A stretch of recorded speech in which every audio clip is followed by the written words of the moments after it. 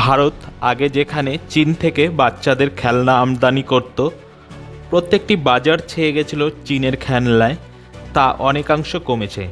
ভারত এখন দেশের বাচ্চাদের জন্য খেলনা তৈরি করে না, শুধু এখন 100টি দেশে খেলনা রপ্তানি করে। 2014-15 সালে যতটা খেলনা বিদেশে রপ্তানি হয়েছে, 2023-24 সালে 239% বৃদ্ধি পেয়েছে। ভারত এখন তৈরি হয়েছে গ্লোবাল টয় ম্যানুফ্যাকচারিং হাব।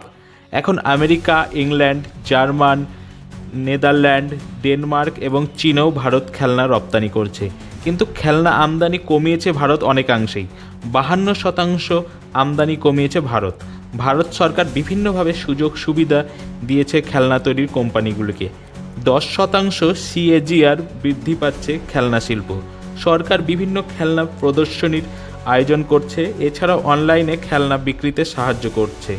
2020 সালে প্রধানমন্ত্রী নরেন্দ্র মোদী ঘোষণা করেছিলেন ভারতকে গ্লোবাল খেলনা তৈরির হাব হিসেবে গড়ে তোলা হবে।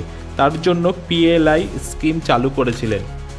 আধুনিক যন্ত্রপাতি সঠিক কোয়ালিটি থাকে যেন খেলনাগুলিতে, তার পরীক্ষা চালু করেছিলেন। MSME মিনিস্ট্রি 90টি খেলনা তৈরির প্রোডাকশন সেন্টার ও বস্ত্রশিল্প মিনিস্ট্রি থেকে 30টি খেলনা প্রোডাকশন সেন্টার গড়ে তোলা হয়েছে।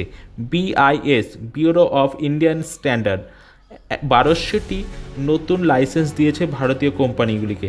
30টির বেশি লাইসেন্স দিয়েছে বিদেশি কোম্পানিগুলিতে।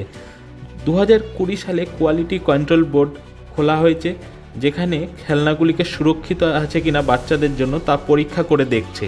বিদেশ থেকে আমদানি করা খেলনাগুলিকে সরকার পরীক্ষা করছে আগে, তারপর দেশে বিক্রির জন্য ছাড়পত্র দিচ্ছে।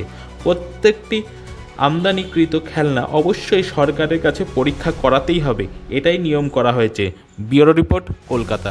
এ বিষয়ে আরও জানতে কলকাতা সমাচার চ্যানেলটি লাইক করুন, সাবস্ক্রাইব করুন ও বেল আইকনটি প্রেস করুন। ধন্যবাদ।